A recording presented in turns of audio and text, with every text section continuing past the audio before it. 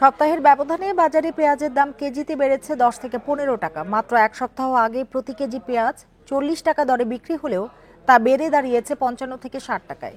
ব্যবসায়ীদের দাবি, অতিরিক্ত লাভের আশায় পেঁয়াজ মজুত করেছেন চাষিরা।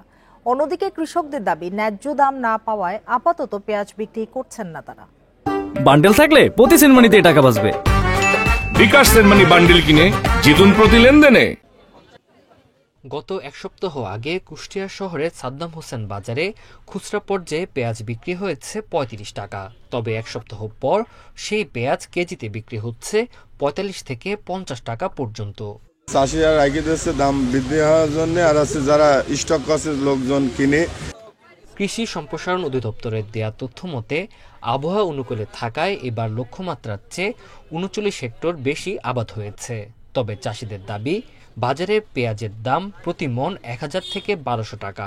এই টাকা দিয়ে তাদের খরচ মিটে না, তাই আপাতত ঘরে পেঁয়াজ রেখে দিয়েছেন তারা। কেজি 10-15 টাকা পাইকারি বাড়ি গেছে 4-5 দিনে। বাদাই পাঠি কিনছে, আর এখন ইন্ডিয়ান পেঁয়াজ বর্ডার বন্ধ, ওই জন্য দাম বেশি।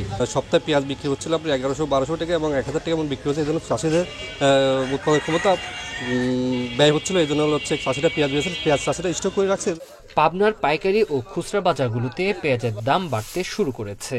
3 দিনে কেজিতে দাম বেড়েছে 15 টাকা। প্রতি কেজি পেঁয়াজ বিক্রি হচ্ছে 55 থেকে 60 টাকা কেজি দরে। ব্যবসায়ীদের দাবি, অতিরিক্ত লাভের আশায় চাষিরা পেঁয়াজ মজুত করায় বাড়তি দামে বিক্রি করছেন তারা।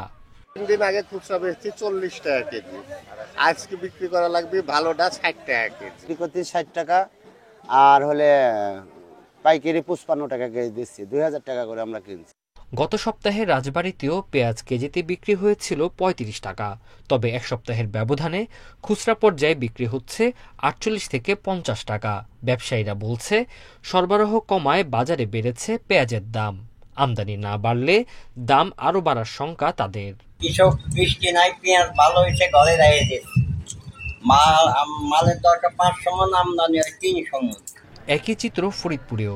4 দিনের ব্যবধানে ফরিদপুরের বাজারে পেঁয়াজের দাম কেজিতে বেড়েছে 10 টাকা।